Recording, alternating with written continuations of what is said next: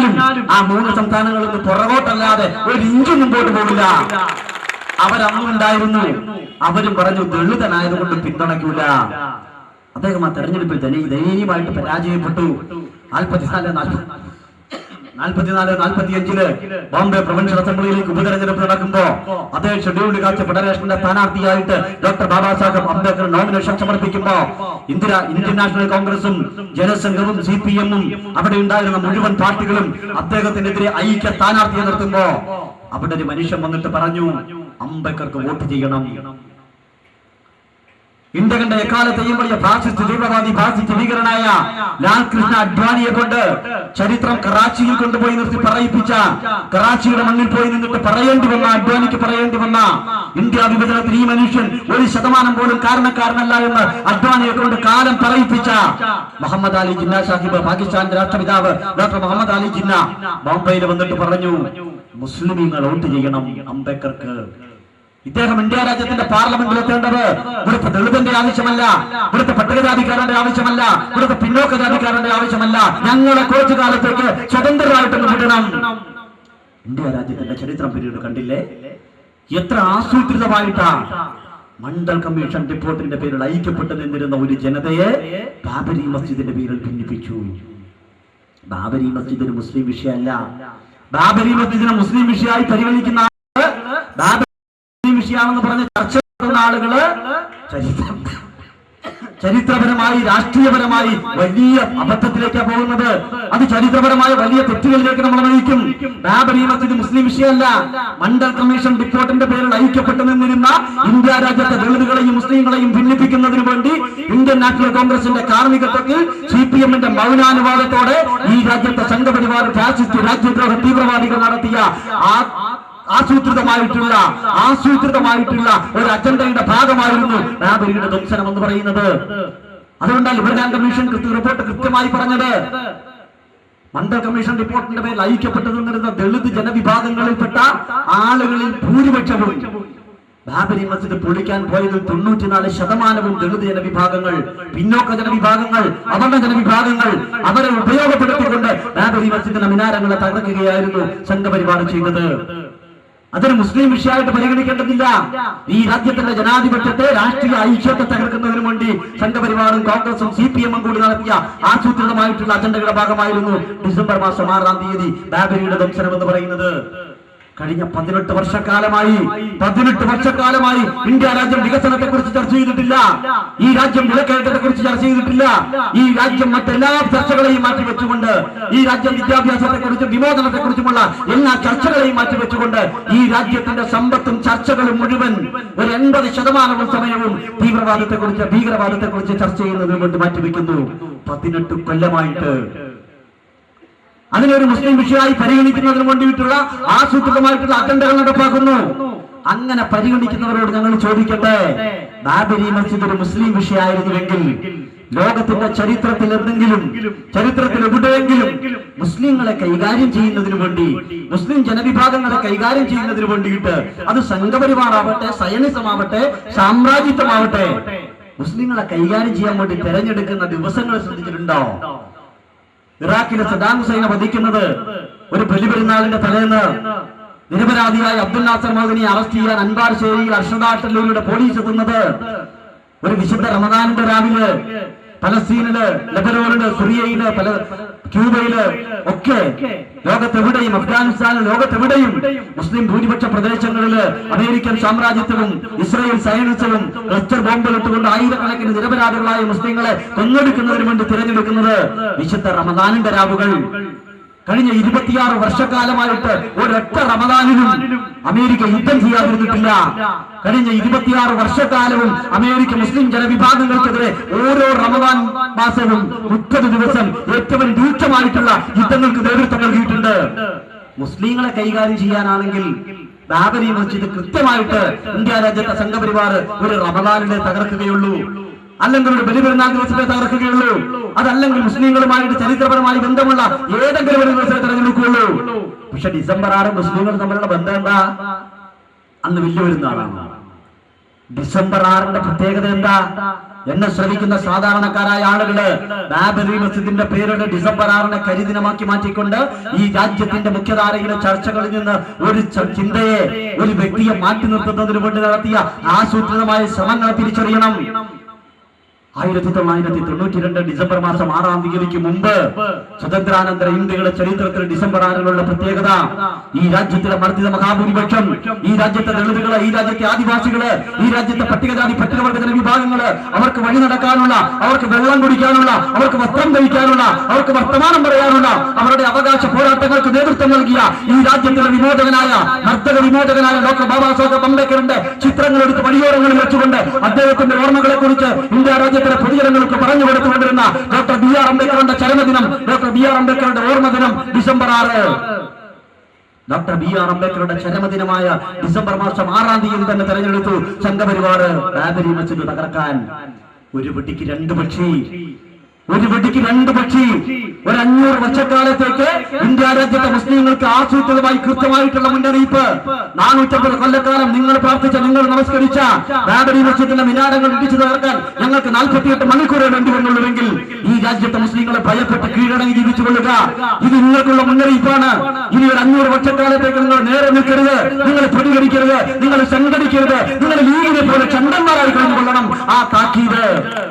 മറുവശത്ത് ഒരു 1000 കൊല്ലക്കാലത്തേക്ക് ഇന്ത്യ രാജ്യത്തിന്റെ മുഖ്യധാരയിൽ നിന്ന്, ഇന്ത്യ രാജ്യത്തിന്റെ രാഷ്ട്രീയ ചരിത്രത്തിൽ നിന്ന്, ഇന്ത്യ രാജ്യത്തിന്റെ സാമൂഹിക ചിന്തകളിൽ നിന്ന് ഡോക്ടർ ബി ആർ അംബേദ്കർ എന്ന് പറയുന്ന മർദ്ദക വിമോചകന്റെ ആ ചിന്തകളെ പോലും തൂത്തെറിഞ്ഞു സംഘപരിവാർ ഫാസിസ്റ്റുകള്.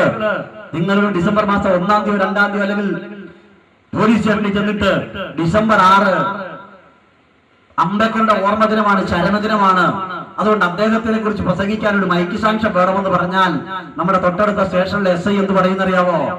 ഡിസംബർ 6 അംബേദ്കറുടെ ചരമദിനമോ? അത് കരിദിനമല്ലേ? അത് ബാബരി ദിനമല്ലേ? അന്ന് ലോകത്ത് അതീവ ജാഗ്രത, ഇന്ത്യയിൽ അതീവ ജാഗ്രതാ നിർദ്ദേശം വരുന്ന ദിനമല്ലേ?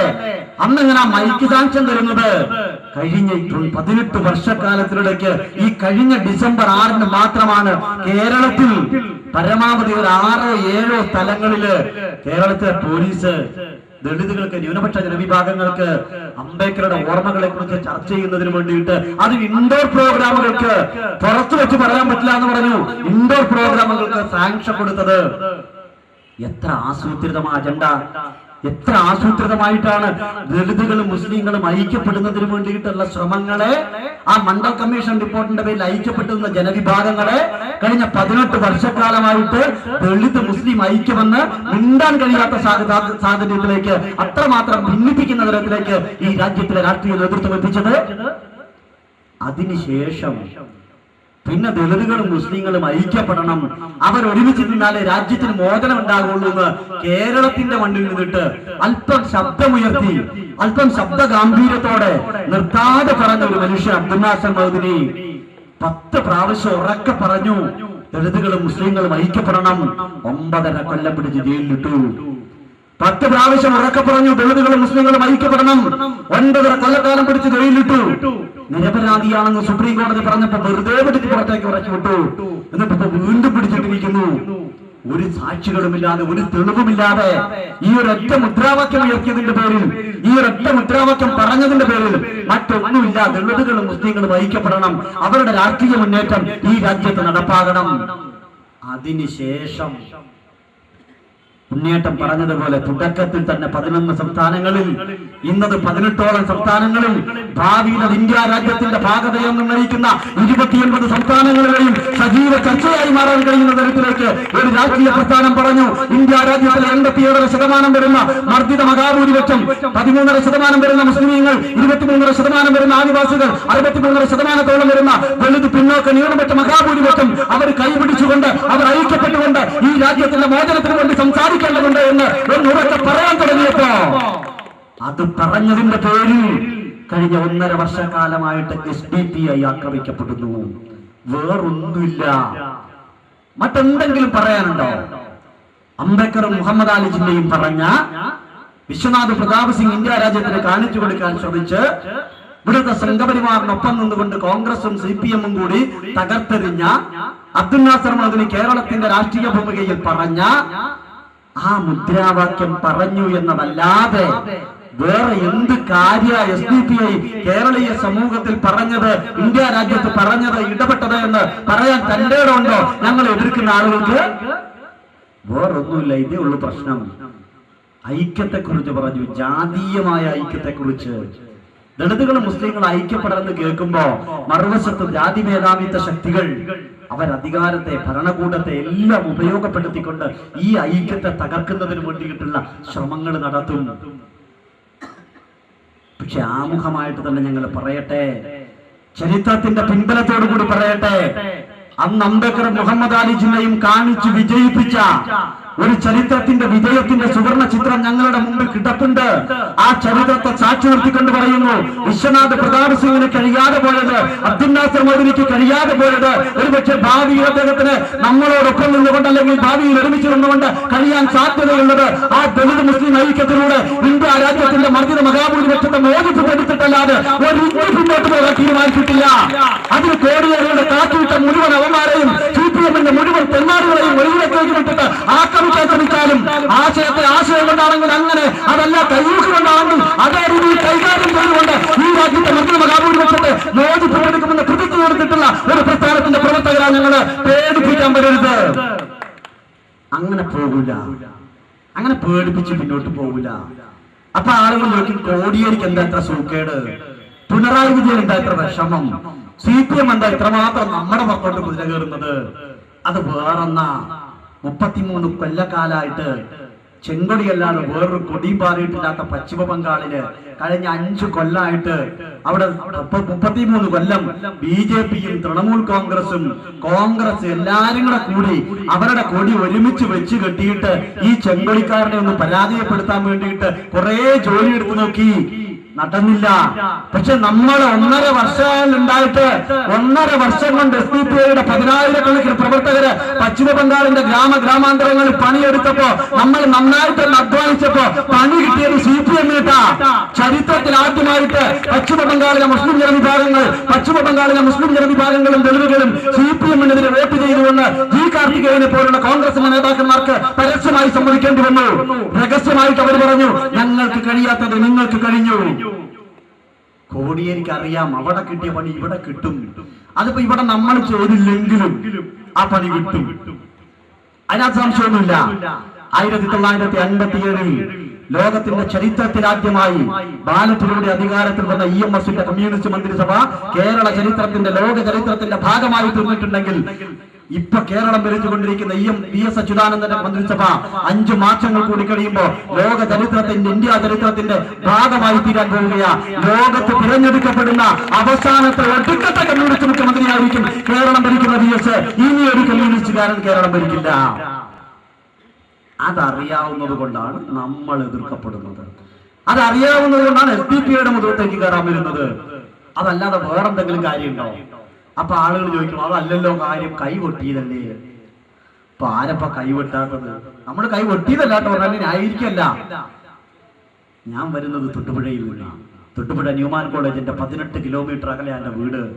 1995 മുതൽ 2000 വരെയുള്ള 5 വർഷക്കാലം മൂവാറ്റുപുഴ നിർമ്മല കോളേജിൽ മലയാളം ഡിഗ്രിക്കും PG-ക്കും പഠിക്കുന്ന കാലത്ത് പ്രൊഫസർ TJ ജോസഫ് എന്ന് പറയുന്ന രാജ്യദ്രോഹിയായ, തീവ്രവാദിയായ, കുറ്റവാളിയായ, നികൃഷ്ടനായ അയാളുടെ ക്ലാസ്സിലെ വിദ്യാർത്ഥിയായിട്ട് ഇരിക്കേണ്ടി വന്നു എന്നുള്ള ഒരു ഗതികേട്, ഒരുപക്ഷെ ജീവിതത്തിലെ ഏറ്റവും വലിയ ഗതികേടുകളിലൊന്നായിട്ട് അനുഭവിക്കേണ്ടി വന്നിട്ടുള്ള ഒരു വിദ്യാർത്ഥിയാണ്. അയാൾ ഉണ്ടാക്കിയ ഒരു ചോദ്യ പേപ്പർ, TJ ജോസഫ് എഴുതിയ ഒരു ചോദ്യ പേപ്പർ, ലോകാദരണീയനായ പ്രവാചകൻ മുഹമ്മദ് മുസ്തഫ സല്ലല്ലാഹു അലൈഹി വസല്ലമയെ അധിക്ഷേപിച്ചുകൊണ്ട് അയാൾ എഴുതിയ ഒരു ചോദ്യ പേപ്പർ. ആ ചോദ്യ പേപ്പറിന്റെ പേരിലുണ്ടായ വിവാദങ്ങള് കേരളീയ സമൂഹം ഒരുപാട് ചർച്ച ചെയ്തതാ. പക്ഷെ അനസിനെ പോലെ ആൾ വേദിയിൽ വിളിക്കുമ്പോ അത് പറയാതെ പോകുന്നത് ശരിയല്ല. ആ ചോദ്യ പേപ്പർ ഉണ്ടായി. തൊടുപുഴയിൽ 1000-കണക്കിന് ആളുകൾ പങ്കെടുത്ത പ്രതിഷേധ പ്രകടനങ്ങൾ നടന്നു. അവരകത്ത് പാർട്ടി ഒന്നും നോക്കിയിട്ടില്ല, ആളുകള് ഒരു പാർട്ടി നോക്കിയിട്ടില്ല. അവിടെ ഒറ്റ പാർട്ടിക്കാരെ മാറി നിന്നുള്ളൂ. ഇവിടെ മലപ്പുറത്ത് മാത്രം ഉണ്ട് എന്ന് നമ്മൾ പറയുന്ന, മലബാർ മേഖലയിൽ മാത്രമല്ല ലീഗ് എന്ന് പറഞ്ഞൊരു സാധനം ഉണ്ടല്ലോ. അവര് പറഞ്ഞു പ്രശ്നമില്ല, അധിക്ഷേപിച്ചോട്ടെ, തങ്ങളെ അധിക്ഷേപിച്ചോട്ടെ, കുഴപ്പമൊന്നുമില്ല. പാണക്കാട് തങ്ങളെ അധിക്ഷേപിക്കാണ്ടിരുന്നാ മതി. പാണക്കാട് തങ്ങളെ അധിക്ഷേപിച്ചാൽ നമുക്ക് പ്രതിഷേധം നടത്താൻ കൈവെട്ടാൻ പ്രശ്നമില്ല. പ്രവാചക തിരുമേനി അധിക്ഷേപിച്ചതിന്റെ പേരിൽ ഇപ്പൊ എന്തിനാ പ്രതിഷേധം നടത്തുന്നത്? കാരണം അവിടെ ജോസഫ് മാണിയൊക്കെ വോട്ട് ചെയ്താലേ സീറ്റ് കിട്ടുള്ളൂ. അച്ഛന്മാരുടെ വോട്ട് വാങ്ങിക്കാൻ വേണ്ടിയിട്ട് ഒരു കുഴപ്പമൊന്നുമില്ല. 5 or 8 പ്രാവശ്യമെങ്കിലും ഇടുക്കി ജില്ലയുടെ മുസ്ലിം ലീഗിന്റെ നേതാക്കന്മാർ പറഞ്ഞു, എന്തിനാ നിങ്ങൾ കാള പറ്റൂന്ന് കേട്ടപ്പോ കയറെടുത്തത്? പ്രവാചകനെ അധിക്ഷേപിച്ചതിനെ കുറിച്ച് പറഞ്ഞാണ്. ഞങ്ങൾ വിചാരിച്ചു അവിടെയുള്ള ലീഗുകാർ മാത്രമേ വിവരദോഷികളുള്ളൂ എന്ന്. ഇവിടെ നിന്ന് മലപ്പുറം ജില്ലയിൽ ലീഗിന്റെ ഒരു സംസ്ഥാന നേതാവ് അവിടെ വന്നിട്ട് പറഞ്ഞു, അതേ രീതിയിൽ തന്നെ പറഞ്ഞു, നിങ്ങൾ എന്തിനാ ഇത്രയും ബഹളം ഉണ്ടാക്കിയത്? ബാബരി മസ്ജിദ് പൊളിച്ചിട്ട് നമുക്ക് എന്തെങ്കിലും പറ്റിയോ? തൊട്ടുപുഴ മുനിസിപ്പൽ മൈതാനിയിൽ വന്നിട്ട് ലീഗിന്റെ സംസ്ഥാന നേതാവ് പ്രസംഗിച്ചാണ്, ബാബരി മസ്ജിദ് പൊളിച്ചിട്ട് നമുക്ക് എന്തെങ്കിലും പറ്റിയോ? 18 കൊല്ലമായിട്ട് നമ്മളിവിടെ ജീവിക്കുന്നില്ലേ? പിന്നെ പ്രവാചകനെ അധിക്ഷേപിച്ചു നോക്കണം, നമുക്ക് എന്നാ കുഴപ്പമിരിക്കുന്നത്? നമ്മൾ മതേതരവാദികളല്ലേ, ജനകീയവാദികളല്ലേ, അതുകൊണ്ട് മിണ്ടാതിരുന്നാ പോരെ. അവര് മാത്രം എതിർത്തില്ല, അവര് മാത്രം പ്രതിഷേധിച്ചില്ല. ബാക്കി തൊടുപുഴയിലെ ജനാധിപത്യ സമൂഹം മുഴുവൻ ഒറ്റക്കെട്ടായിട്ട് അതിനെതിരെ പ്രതിഷേധിച്ചു, പ്രതികരിച്ചു. പ്രസിഡന്റ് ടി ജെ ജോസഫ് ഒളിവിൽ പോയി. ആ പ്രതിഷേധ പ്രകടനത്തിന്റെ പേരിൽ 10-45 ചെറുപ്പക്കാർ ജയിലിലായി. അടിവസ്ത്രം മാത്രം ധരിപ്പിച്ച് അതിക്രൂരമായിട്ട് പീഡിപ്പിച്ചു, പച്ചവെള്ളം പോലും കൊടുക്കാതെ തൊടുപുഴയുടെ ലോക്കപ്പിന്റെ മുറിയിൽ പോലീസ് തള്ളിയിട്ടു. അവരെ അതിക്രൂരമായിട്ട് കൈകാര്യം ചെയ്തു തൊടുപുഴയിലെ പോലീസ്. അതിന്റെ പേരിൽ പ്രതിഷേധ പ്രകടനങ്ങൾക്ക് നേതൃത്വം നൽകിയതിന്റെ പേരിൽ ഞങ്ങളെ പോലുള്ള ആളുകളെ പിടിച്ച് 3-4 ദിവസം ജയിലിലിട്ടു. ഇപ്പൊ വല്ലാത്ത നിരാശ തോന്നുന്നുണ്ട് കേട്ടോ. ഒരു 30 ദിവസമെങ്കിലും പിടിച്ചിടുന്നായിരുന്നു. ഇപ്പൊ വല്ലാത്ത കൊതി തോന്നുന്നുണ്ട്. കാരണം 92 ദിവസം കിടന്നപ്പോ ഒരു ബ്ലോക്ക് പഞ്ചായത്ത് മെമ്പറായി അദ്ദേഹം. നമ്മളെ പിടിച്ചൊരു 30 ദിവസമെങ്കിലും കിട്ടാറില്ലെങ്കിൽ ഒരു പഞ്ചായത്ത് മെമ്പറെങ്കിലും ആരായിരുന്നു. അതിനുള്ള സൗകര്യം ഉണ്ടാക്കിയിരുന്നില്ല ദുഷ്ടന്മാര്. ആ വിഷമമുണ്ട്.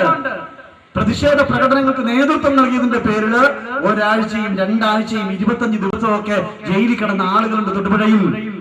പക്ഷെ മറുവശത്ത് പ്രവാചകനെ അധിക്ഷേപിച്ച പ്രൊഫസർ ടി ജെ ജോസഫ് എന്ന് പറയുന്ന ആ വർഗീയവാദിയെ, തീവ്രവാദിയെ, കുറ്റവാളിയെ തൊടുപുഴയിലെ പോലീസ് 7 ദിവസം അകത്തിട്ടിട്ട് ജാമ്യം നൽകി പുറത്തേക്ക് ഇറക്കി വിട്ടു. ആ ജാമ്യം അറസ്റ്റ് ചെയ്യുന്നതിന് മുമ്പ് ഒരു 5-10 ദിവസം ഏലപ്പാറ എന്ന് പറയുന്ന ടൂറിസ്റ്റ് പ്ലേസില് അദ്ദേഹം ആർഭാടപൂർവമായ ജീവിതം നയിച്ചിട്ട് കീഴടങ്ങ നാടകത്തിന് വേണ്ടി തൊടുപുഴയിലേക്ക് വരുമ്പോ അദ്ദേഹം വന്ന വാഹനത്തിൽ നിന്ന് കുളമാവ് ഡാമിനടുത്ത് വെച്ച് അദ്ദേഹത്തിന്റെ വണ്ടിയിൽ നിന്ന് വന്നത്തെ തൊടുപുഴ ഡിവൈഎസ്പി KG സൈമൺ എന്ന് പറയുന്ന ബിഷപ്പ് KG ഡാനിയലിന്റെ അനിയന്റെ വണ്ടിയിലേക്ക് അയാളെ ഒന്ന് മാറ്റി കയറ്റിയിട്ട് തൊടുപുഴ പോലീസ് സ്റ്റേഷനിൽ കൊണ്ടുവന്നു ജോസഫിനെ. എന്നിട്ട് തൊടുപുഴയിലെ പോലീസ് കൈകാര്യം ചെയ്ത് എങ്ങനെയാണെന്നറിയോ? അത് നമ്മൾ പറയണ്ട. ഒരു പട്ടിക്ക് വേറൊരു പട്ടിയെ തിരിച്ചറിയാവുന്ന ഞങ്ങളുടെ നാട്ടിലൊരു പഴഞ്ചൊല്ലുണ്ട്. എന്ന് പറഞ്ഞാൽ ഒരു മണ്ടന് വേറൊരു മണ്ടനെ പെട്ടെന്ന് മനസ്സിലാക്കാൻ പറ്റും. ചോദ്യപേപ്പർ ഉണ്ടായപ്പോ ആദ്യം തന്നെ കേരളത്തിന്റെ വിദ്യാഭ്യാസ വകുപ്പ് മന്ത്രി പറഞ്ഞത് ഇയാളൊരു മണ്ടനായ അധ്യാപകനാണ്.